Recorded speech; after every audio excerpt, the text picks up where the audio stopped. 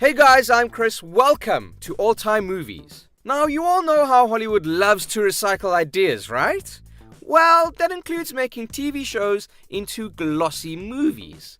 And often, that results in utter shit.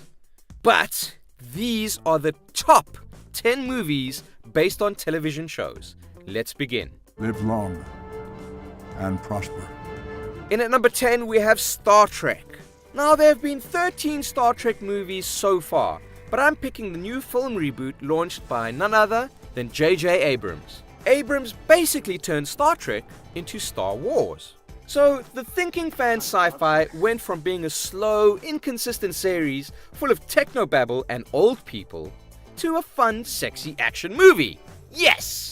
And did I not, on multiple occasions, demonstrate an exceptional oral sensitivity? Although, we do know that Ricardo Montalban really is the best Khan. Sorry, Ben. My name is Khan. Number 9, The Brady Bunch movie. That's right, The Brady Bunch was a god-awful 70s sitcom that was cancelled, but managed a few spin-off movies. But the best Brady Bunch movie by far is the 90s parody. It perfectly recreates the look of the original show and, takes the piss out of it in the fondest way possible. It's actually really good. Go check it out. As long as it's not Betsy Wetsy. She makes my cookies soggy woggy. Oh, wow. Number 8, personal favorite of mine, Maverick. The 90s loved remaking old TV shows. Maverick is one of the cleverest by far. It makes great use of the original TV star James Garner, along with Jodie Foster and Mel Gibson. You know, when he wasn't batshit crazy. That's right. It was witty and self-aware without insulting the original by spoofing it. And of course, because it was directed by Richard Donner, you know, the man behind the Lethal Weapon movies, it has this awesome cameo. Hey! Oh, sorry. Give me that. Number 7, Starsky and Hutch. Man, this list is actually pretty good. The original Starsky and Hutch has dated so much. So obviously, Ben Stiller wisely took a page out of the Brady Bunch movie's book and made a fond spoof of what is now a kitsch classic. I wonder if it's because his wife, Christine Taylor, was in it? Maybe. Anyway, Starsky and Hutch is just hilarious. And it perfectly recreates the look of the 70s. If you haven't seen it already, do it. Just do it. Do it. Do it. Do it. Number 6, we have The Addams Family. Barry Sonnenfeld's first film as a director is still one of his best, and definitely one of the best TV adaptations ever. The art direction is gorgeous and the performances are pitch perfect. I mean, it's creepy, it's kooky, mysterious, and spooky. Hey, that rhymed. Tim Burton tried to do similar things with Dark Shadows, but, he failed miserably. Tim, please stop making movies. Honestly, you just don't shit on your legacy. That's another video. Don't worry about that one. But you know what? Check out The Addams Family Values 2. It has a psychotic baby in it. Worth watching. And in at number 5, 21 Jump Street. That's right. 21 Jump Street is the show that launched Johnny Depp's career. The episodes were often followed by public service announcements featuring the actors. I think it's safe to say that it's a good thing that the cautionary tales of the series were thrown out for the new films. The film and its sequel, 22 Jump Street, are just great comedies and have managed to take on a life of their own away from the original show. Oh man, I can't wait for 51 Jump Street. Work hard, play hard. You may not want to quit your day job. Number 4, Batman, the movie. No, not that one. This one. Some days you just can't get rid of a bomb. Oh man, the first Batman movie is easily the funniest. It was made at the height of the TV show's success in the 60s.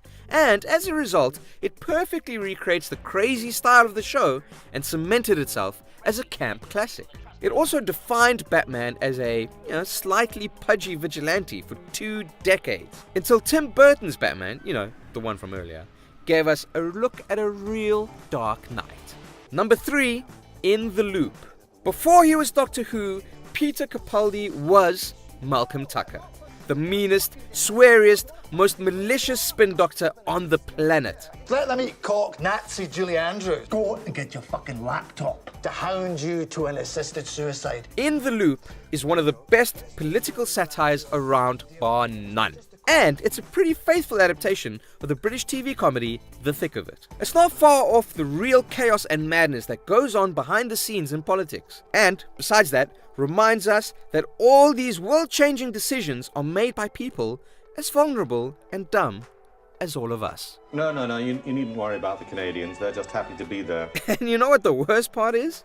We actually want Malcolm to win, even though he's such a monster. And what he wants is the world to go to war. Great. You are a boring F star cunt. Number 2, Mission Impossible. Oh man. Mission Impossible did such a good job that it spawned a franchise with the same leading man that's still going strong 20 years later. That's got to be some kind of a record, right? The first film boldly turned the formula of the TV show on its head. Director Brian De Palma created a tense, paranoid espionage thriller. Then they changed directors for each sequel, meaning we get some ups and downs. A lot of fans of the original 60s show complained that the films are too much like James Bond, but that's not true. Ethan Hunt is not a ladies' man. And the gadgets and action are actually a lot more like the 80s revival of the TV show, which even had a dream machine in one episode. Now, believe me, the films are realistic compared to the worst moments of the TV show. Well done, Tom Cruise. We salute you. And finally, you've been waiting for it, in at number 1, The Fugitive, best movie ever.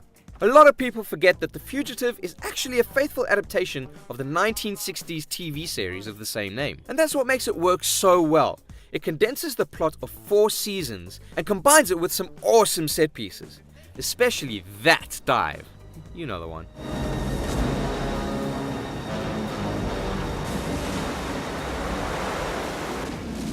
Harrison Ford is great as the innocent man on the run. And Tommy Lee Jones deservedly won an Oscar for his portrayal of determined Marshal Gerard. I mean, he even got a sequel all to himself. Just goes to show. It's one of the best thrillers of the 90s and is even better than the source material, which is no mean feat. Well guys, thanks for watching. And if you're a fan of Mission Impossible, check out Jamie's video on the behind the scenes secrets of the Mission Impossible franchise. Thanks for watching, and we'll see you next time.